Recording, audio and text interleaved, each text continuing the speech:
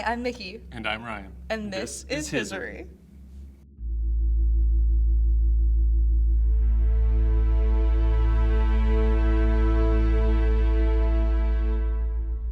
All throughout history, different cultures have believed in the paranormal. Divine gods, spirits, aliens, shaman, and witchcraft, just to name a few. Supernatural occurrences are reported all over the world and have become ingrained into pop culture. Since the beginning of humanity, people have been questioning the bigger picture of existence. What's really out there? Aliens? Ghosts? Bigfoot? Well, we wanted to try it ourselves in our own backyard. So come with us and explore the paranormal and macabre side of the great Midwest. Tonight, we're in a pillow fort to tell each other some spooky, scary, and weird stories. We'd like to be outdoors, but we can't. Mother Nature's a little bit relentless this time of year and unpredictable. So we brought ourselves indoors for you.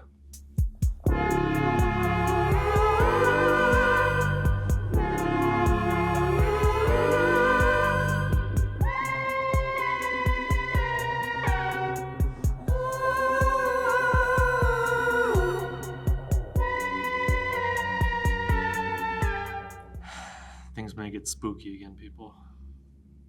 Or people just might be crazy. It's up for you to decide. Have you ever heard of the town Fergus? No. In Fergus, Minnesota, a town of just over 350, lurks a giant hairy man. That's not Bigfoot.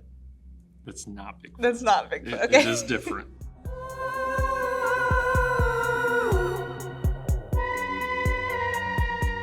Again, you're going to have to decide. I really don't know how to feel about this one after I read it. Based one. Yeah. I mean, technically they all should be. Yeah. With cryptids. The Hibbing one, That's just apparently that one actually happened, so I don't know. During the 1960s, rumors started to spread that there was an 8-foot tall humanoid creature that was stalking through the woods. It was said to have long hair, which makes sense given the name. What if it was just a bald, like a bald cat, and they were like, hairy man, haha. Like, you know when like people get the nicknames like, oh, like tiny? Because it's like it's like hairy man. But he is said to have reddish brown and blackish hair in color. I think it's more of a dark brown. So Bigfoot. Possibly. Okay. Again, in the end, it's totally up for you to decide. Okay. I'll share my opinions when we're done, I guess. But this next sentence won't help my case in telling you it's not Bigfoot. Because he smells musty, like mildew, and he's also seen barefoot. So, again. The next line, and he has really big feet. Okay, hairy, bipedal. Yes. Using my vocab word of the day, bipedal, and it's not big feet, and barefooted in the woods. And the musty smell. Sounds like Bigfoot. But okay, let's keep going. The cryptid got a lot of traction during the 1970s, and eventually the sightings dwindled by the late 80s. During the time in the spotlight, however, many unexplained animal and human deaths would attribute to the violent nature. Okay. Unlike Bigfoot and Sasquatch beliefs, the hairy man is distinctly human-like with beast qualities. I don't know if that makes it better or worse, but okay. I mean, it makes it less Bigfoot, because Bigfoot, his face is... I would say he's more beast-like with some human-like qualities. But it is also said he's very malevolent towards humans, unlike Bigfoot. Oh yeah, I guess Bigfoot's not really known for, attacking people. No, but there is a story back in the day where a family of Bigfoots, kidnapped a guy. The hairless baby needed help, and that's what they saw. That's so... Sorry. I wonder if they think of humans like that. They're just like, dang, they're so naked. And they're so helpless and small. That's all I'm going to picture is a 9-foot Sasquatch holding a 6-foot man. hairy man is not the only legend from the area. Okay. The land is known to be a paranormal hotspot with haunted locations like Lake 7 and the Lost Highway. Okay, I've heard of the Lost Highway. Cheryl Hansen claims to have seen the beast as a kid while snowmobiling, stating, "We were snowmobiling around and around this old cabin we found. All of a sudden, a beast-like creature popped out of the cabin holding a huge stick. It had very broad shoulders, and I was trying to rationalize what it was. But what really stood out to me, it was barefoot in the snow." Well, that's one of the things that makes me think it could be just a dude. Just never shave. Mm-hmm. It could be done. I could make myself Bigfoot. But here's where things get a little confusing. Okay. Because I don't know the speed at which they were traveling. Okay. But the hairy man was able to chase and keep up with the group, even with them riding on snowmobiles. Oh, heck no. He's also recorded jumping on cars, smashing windows, and throwing heavy rocks at passing vehicles. Okay, were the cars that he was jumping on moving? It does not say. Okay, because if they were moving, then I'm leaning towards not human. But like, otherwise, I think I could jump on top of a car if I had enough adrenaline and if I was like taller. Mm-hmm. I think I could do that. You know? Well, and if you're throwing like big rocks at passerbys, like how has no one reported? Like, well, why isn't there more reports? Does it just look like some dude throwing a rock? Yeah. Does it look like a beast? Do you not see I would it? report if someone threw Is a it coming giant from rock. the trees? If a man is throwing a boulder at my car while I'm driving by, I'm calling the police. That's what I mean. Like, during the 70s, the area saw disappearances of transient and homeless people that locals believed could even be connected to the legend. Oh, okay. Sorry, continue. A local also found a human-like skull in the woods near the sightings, but never turned it into authorities. Oh. So you really have to go by someone else's hearsay. It's what human-like. Like, does he think it's the creature, or does he think it's a person? Well, if you turn it to the authorities, they would know. This is why if you find a weird body part in the woods, people, turn it in. If there's any question, don't touch it. Actually, yeah, first of all, if don't any touch question, just don't risk it. Call the non-emergency number. Yeah, I think there's like a humanish skull in the woods. Yeah, they will come out. I promise. You're not gonna ignore it. Speaking from experience? No. Okay. I'm not found a dead body yet. I feel like one day I will. Time will tell. Next season, we're both like, we found a dead body. Which I should have joked about because we go in the woods for the show. So. I was thinking, next on our true crime segment, it's us! Don't grab human remains with your hands. Please. Please. First of all, for your own safety. Second of all, because then you just ruined any evidence. Well, that, and just have respect for the dead people. Have some decorum. Seriously. Possible human remains, disappearances, and they're like, it sounds like it could be related. Who needs to check it out? They're gone.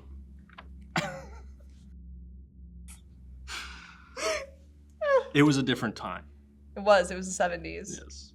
Many people believe that the hairy man was in fact real, but instead a character from folklore. He was just an old hermit who wanted to keep people and kids off his land. Yeah, I'm kind of okay. Because there's so much like, it's not Bigfoot. I feel like it is just It like, kind of feels like Bigfoot. Like, well, I feel like I'm gonna be honest. I think it's like a murderer. Like the 8 feet. That's the one thing that gets me. And you can keep up with a snowmobile in the snow. Okay, that one. If you're running through but she was a kid, so she could have just been like exaggerating it in her mind. The 8 feet. And I guess like it multiple... doesn't say how long they ran. Because back in the day, not anymore. Back in the day, I probably could have run 15 to 18 miles an hour for a 100-yard dash, maybe a 200-yard dash. But after that, there's no way I could keep it. But like more than the kid said that it was 8 feet, and like. But would they have understood size reference too? If you see something coming at you, you're just like, oh, it was big. I don't know. It was big. Yeah. It's like the fact that, but like, okay, even if it wasn't, like, I feel like when people start dying and disappearing, I would start being like, maybe we should think about this more. Yes. Maybe we should investigate this. But maybe I'm crazy for that. Yeah, I feel like they should have investigated. Oh, they totally should have investigated. 100%. And again, if you find a skull, just And I'm just really tell curious. someone. Was it just one? I feel like it could have been a whole body, but they were like, no. But also animals, just like when someone dies in the woods, their animals scavenge, obviously. Yeah, and it goes fast. So it could have just been it could have been the skull just by itself, I guess. But then again, we'll never know because some person picked it up and took it and didn't tell people. Well, it just says he found it. It doesn't say he took it. I feel like. And it just says near the sightings. I bet But he which took it. sightings? But if it's some old guy who's living in a cabin and is just like having a heart attack and trying to get out and dies in the yard, why couldn't it be that? Yeah, I guess. Which is like it's not mutually exclusive. Like. Yeah. I don't know. I don't know either. Guess we have to go to Vegas.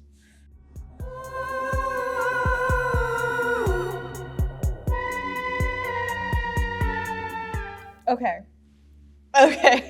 So, technically, this is two separate stories. But I think it's just one. And that'll explain itself later. But okay. I'm going to say, it's a debate. It's a debate. So, what's the first thing you think of when you think of Iowa? Corn, pigs, farms. Corn, pig, farm. Exactly. And I think of the Hawkeyes and the Villisca. So, because we were there. So, Villisca, that's Melbourne. what I consider in Iowa. But for cryptozoologists, Iowa is a hot spot for dragons. Like Game of Thrones, like dragons. Fantasy. Yeah. What we would see in like fantasy for the movies most part, or fictional. I guess that's stories. kind of part of it. Is it like depends on like why this is technically two stories, but it's like dragon sightings in Iowa are not localized to one place and one type, which is crazy to me. It's like Iowa's pretty close to us, so I'm like, where are our dragons? Like, maybe we're too cold. All right, so there's a town called Burlington, and it's like where the dragons are like the most reported is within Burlington. Like currently or past? Both. Oh, okay. So a number of Burlington, Iowa residents have reported seeing several Iowa dragons.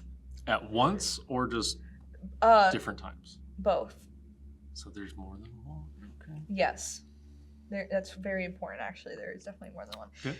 And this is like within recent years and also historically, which is like, which I think gives it more credibility is the fact that like they aren't reported just in like the 1890s or the 1950s or 2000s. Like it's been consistent-ish.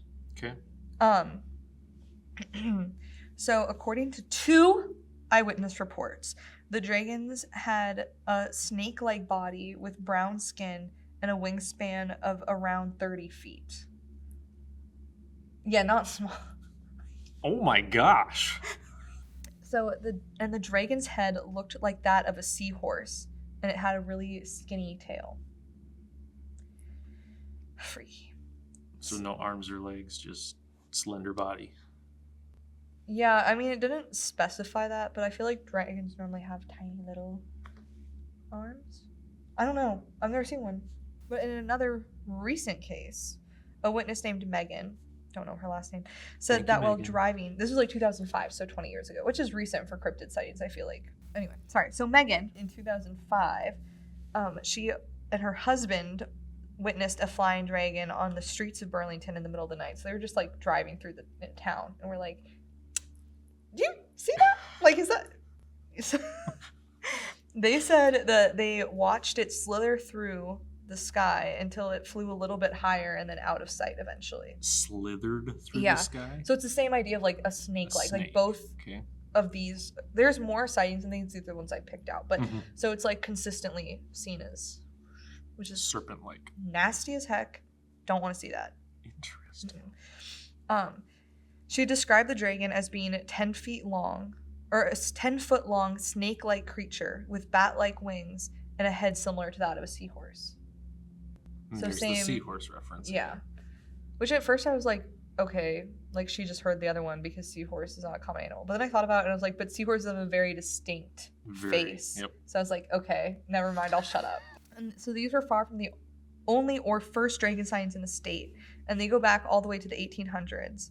There's been reports and newspaper articles about dragons like consistently throughout Iowa's history, which is really funny. I like opening the morning paper and it's like, oh, another dragon over town today.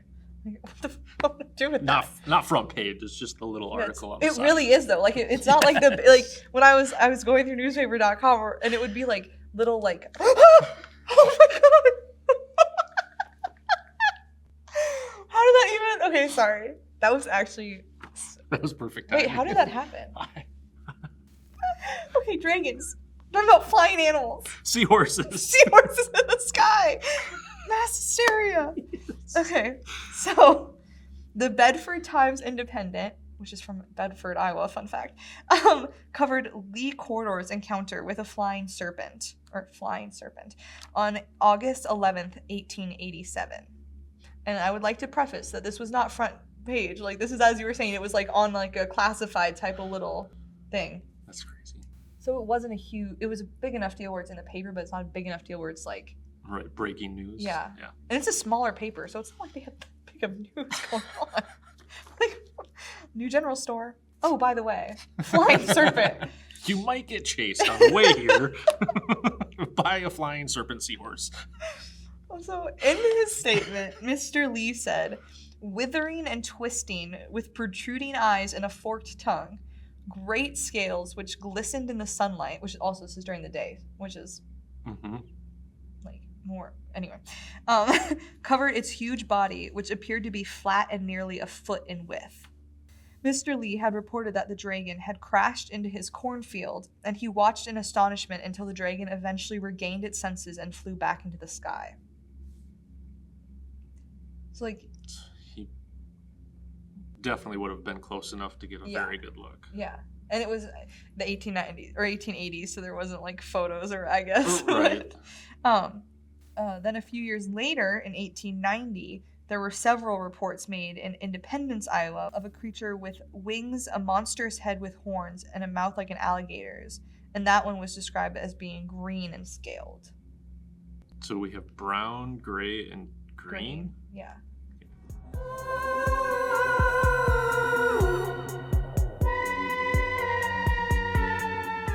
Now that we've gotten the historical references of dragons in Iowa, the biggest cryptid in Iowa is the Van Meter visitor. And I don't understand why they're kept separately, but like people do not equate the Van Meter visitor with a dragon, but we'll get into it. But I'm like, it's like the whole Bigfoot hairy man situation. Like, are we really pulling these apart? And I think it adds, if like you count the Van Meter visitor within the realm of dragons, I feel like it adds more credibility to that. So the Van Meter visitor is a beast with large bat-like wings. Okay. Which I'm like, so dragon. All the depictions I've seen of a dragon, yes. Yeah. Regardless. Van Meter is a small town outside of Des Moines. In 1903, so also the same rough time period, many highly respected residents, which is crucial to understand, reported seeing the same creature in their town over the course of 5 nights in September and October. So this creature was described as a 9 foot tall, so also the same relative size. Right. Like it's like, that's why I'm like, guys, come on, like, put 2 and 2 together, whatever. 9 feet tall with bat wings and a horrendous stench. Gross. Most notably, in my opinion, is that it could shoot bolts of light from its forehead or from its horns, depending on your report. So on the first night, the creature was seen flying over building tops. The second night, a doctor and a bank cashier, I don't know if that's even the right name, a bank attendant, came forward with their sightings. So like we're getting to like respectable individuals in the community. The third night, the visitor was spotted sitting atop a telephone pole And then another witness said that it was hopping like a kangaroo across structures. Like from a house building to building? Yeah. Oh my gosh. Mm-mm. And this thing must not be that heavy if a telephone pole can hold its weight. Yeah. I mean, if it's I would think 10 feet and anyways. skinny. And if it's like a bird hollow bone. Yeah. I would I mean, if it flies, right?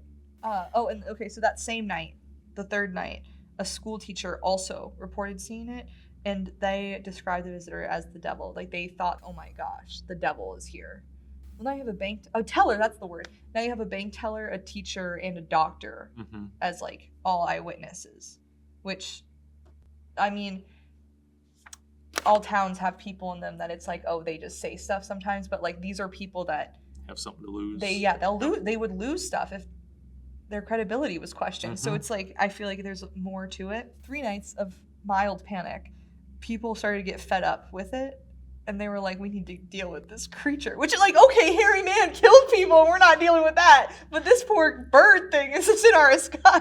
There's only 350 people there. There's 3 cities involved here. But regardless, the town was like fed up. They were like, the panic is annoying. We're done with this creature. So a mob of townspeople stalked it. Like, one person they had like people graphing the town. Someone saw it. They were like, everyone get over here. So then the mob found the creature, and then they followed it back to an abandoned coal mine. And then I'm confused at this point, because I think that this is like definitely a situation where it was just different reporters saying the same event but differently, so the timeline kind of got messed up. Okay. But so townsfolk reported noises, and the quote from the Des Moines Register or Daily News is that presently the noise opened up again as though Satan and a regiment of imps were coming forth for battle from the coal mine. So they followed the creature back, and then they heard noise opening up again as though Satan and a regiment of imps were coming forth for battle. Which is like, what? First of all, back to the devil conversation. Second of all, how do you know what that sounds like? It's like, what are we Who are these people, and why do they have that knowledge? And this is what I'm confused about. So, like, that happened. So they were at this coal mine. They heard that. And then at some point, the creature came out. So the visitor came out that everyone had seen, but it came out with another smaller version of it. So there was multiple. Okay? And then there was, like, a flash of light. And my assumption is it was from one of their foreheads. Like, I don't know. And then they just flew away. Okay? And then the mob stayed overnight. Which, like, okay, makes sense. Like, you stalk something back. So they stayed overnight with weapons. Okay. Until the creatures returned. And, like, I guess they just let the creatures go back in the cave. And the creature, like, they just went. Like, I'm, like, confused why they would have left and came back. Or, like, what is that? But one way or another, creatures in the cave, townspeople, weapons. They were like, you know what we got to do? Blockade them. So they took all of these, like, supplies and barricaded the creature into the cave. And they ever opened it up? Yes. So honestly, I feel kind of bad for it. Like, I just well, I mean, if you didn't bother anyone. Well, exactly. It was just like it wasn't like it was hurting anything. It just minded its own business, and they were like get in the cave and die in there. I was like, whoa! It's like a poor animal. It's an animal. Like, I don't know. And that's just okay. And at some point, people were shooting at it, and like I'm not exactly sure when that was, but it was reported that bullets just like kind of annoyed it. Like it didn't. Like if they shot at it, it just kind of like they like hit it and then fell off, like it was too thick. Or ricocheted. Yeah, like scales, like that. Yep. So it would be like annoyed, but then it didn't attack them. So I'm like, so even provoked, this thing didn't hurt you. It just wants to avoid you. Yeah. So like, what is your problem? I kind of think it's probably a pterodactyl that just didn't die with the dinosaurs. From the reference like drawings that they have of it, it does look like a pterodactyl with horns. The only thing I would question would be the horns. Like, I know they typically had a protrusion on the back. Yeah, they have like a back one. Yep. But normally it's like this. It's like two of those. Which I'm like, okay. Most people, I think everyone saw it at night, so maybe it was just too dark. But then the light from the forehead. And the guy who's out on his field. That's a different town.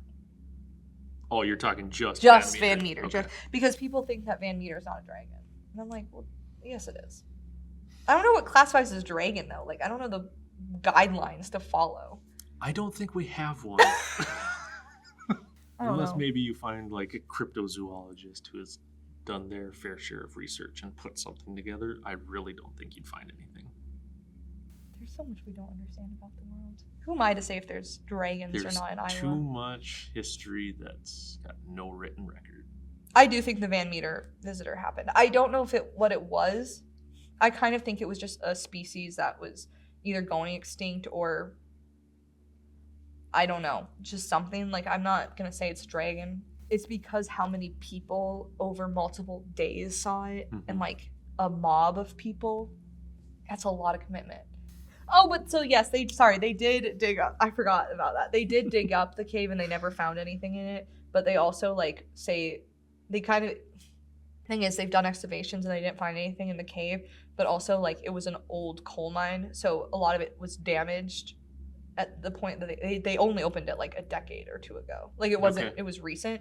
And then the other issue is like it's a cave system, so you can get There's more than likely. Yeah. Yeah. So. What do I know? I don't know. I think we gotta go explore. I'm not going into. Put me in that cave. I'm not going. You can go into the coal mine. Thank you for joining us around the fire for some spooky and weird stories. If you like this episode, like, comment, and subscribe down below. If you want to support Hiseerie and our PBS station, you can find behind-the-scenes content and full-length investigations on our Patreon at patreon.com/Hiseerie.